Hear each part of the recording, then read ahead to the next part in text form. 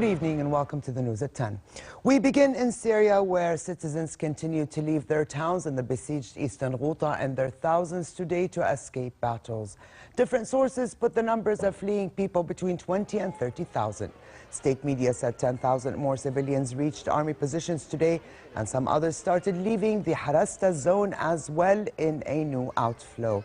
An army officer in charge of arrivals in Adra said authorities had spread out 25,000 people across temporary shelters there and into nearby towns. The United Nations said mobile clinics were now open and some people were taken to hospitals in the capital. Meanwhile, the Syrian Observatory for Human Rights said warplanes pounded the towns of Kafr Batna and Ain Tarma as well as Zamalka. It added that airstrikes on Zamalka killed 30 people.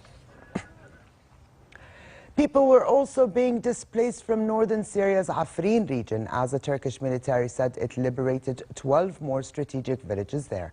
A UN aid official in Syria said the fighting in the town had displaced more than 48,000, while a Kurdish official put the number of fleeing people in the last few days at more than 150,000.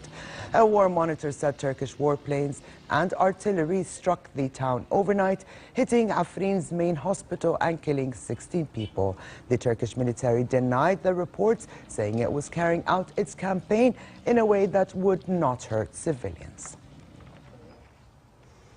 Egyptian expatriates around the world, including here in Jordan, headed to polling stations to cast their ballots in the presidential election. Egyptian President Abdel Fattah al-Sisi is seeking to win a second term in the election and is running against one contender, Al-Ghad party leader Musa Mustafa. The election will take place between the 26th and 28th of this month.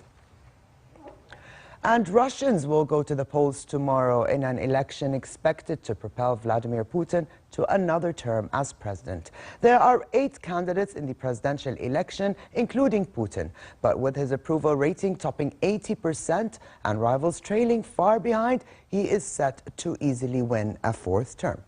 More than 1,500 international observers are joining thousands of Russian observers to watch the vote. Meanwhile, hundreds of Russians here in Jordan already voted. According to the Russian deputy ambassador, 720 votes were cast from about 1,200 members of the Russian community in the kingdom. On the other hand, Kiev has decided to ban all Russians residing in Ukraine from voting at embassies and consulates in the country, as it considers the presidential election in Russia illegal. Russia invaded and annexed Ukraine's Crimea in 2014. Still in Russia, where 23 British diplomats were expelled in a carefully calibrated retaliatory move against London, which has accused the Kremlin of orchestrating a nerve toxin attack on a former Russian double agent and his daughter in southern England. Escalating a crisis in relations, Russia said it was also shutting down the activities of the British Council, which fosters cultural links between the two countries, and Britain's Consulate General in St. Petersburg. Russia is expelling 23 British diplomats as ties continue to worsen after Sergei Skripal and his daughter were targeted with a nerve agent on UK soil.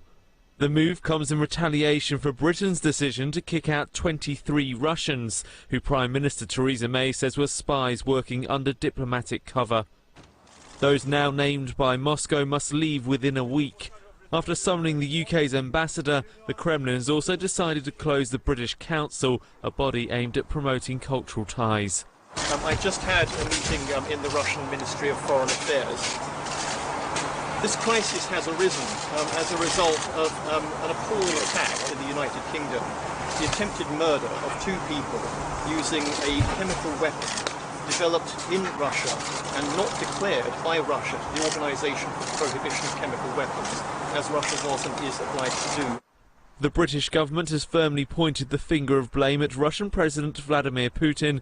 Moscow denies any involvement, but has refused to explain how former spy Skripal and his daughter Yulia could have been exposed to a chemical weapon in the UK that British authorities contend was developed in the former Soviet Union. British police are reportedly working from the theory that the nerve agent was somehow stowed in Yulia's luggage when she came to visit her father from Russia. Moscow has now also opened their own investigation into the attack on Yulia, who is a Russian citizen. They've also opened a parallel inquiry into the death of this Russian businessman, Nikolai Glushkov, who was found dead in his London home on Monday. Britain's Scotland Yard has opened a murder investigation into Glushkov, a critic of Putin who they say appears to have been killed by compression to the neck. Although they say they do not see a link to the attack on Sergei Skripal and his daughter. U.S. Attorney General Jeff Sessions fired the FBI's former deputy director just days before he was due to retire.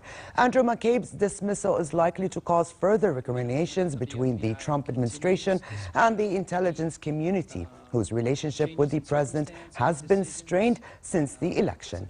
The decision to terminate McCabe may mean the agency veteran, who has served more than 20 years, does not receive his government pension in full. McCabe claimed he was being targeted because he is a crucial witness into whether President Donald Trump tried to obstruct the Russia investigation. Glorious, the most expensive chocolate bonbon in the world, went on display at the International Chocolate Fair in Óbidos, Portugal. Priced at $9,489 and covered in edible gold, the chocolate is part of a limited edition of 1,000 bonbons.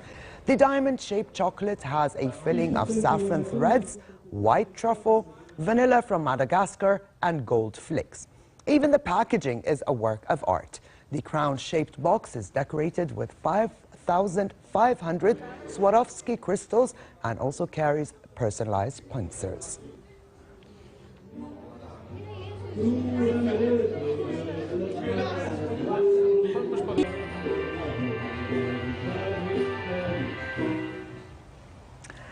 To sports, and just a week after narrowly missing the title at the Burton U.S. Open, 2018 Olympian Chris Corning came back and claimed the win in the men's slopestyle snowboarding at the last World Cup of the season in Zaidar Alm, Italy.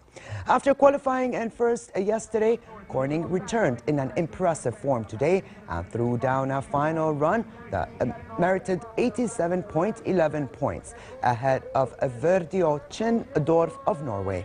It is the third World Cup podium for the 18-year-old Corning this season. He also earned the Crystal Globe, topping this season's World Cup slopestyle leaderboard. Parte veramente spettacolare, lo snowpark Zaidar, e per cui grande applauso per l'americano. And finally, for a quick look at the weather, relatively warm conditions are in the forecast as temperatures rise further. Amman tomorrow can expect a high of 25 degrees Celsius and a low of 11 degrees, while winds will be northwesterly light. In the Gulf of Aqaba, hot weather is expected, with daytime temperatures at 31 degrees, dropping down to 20 at night, while winds will be northerly moderate and the seas calm. And with this, we come to the end of this edition of the news. I'm Alia Tuqan. Thank you for joining us and have a good night.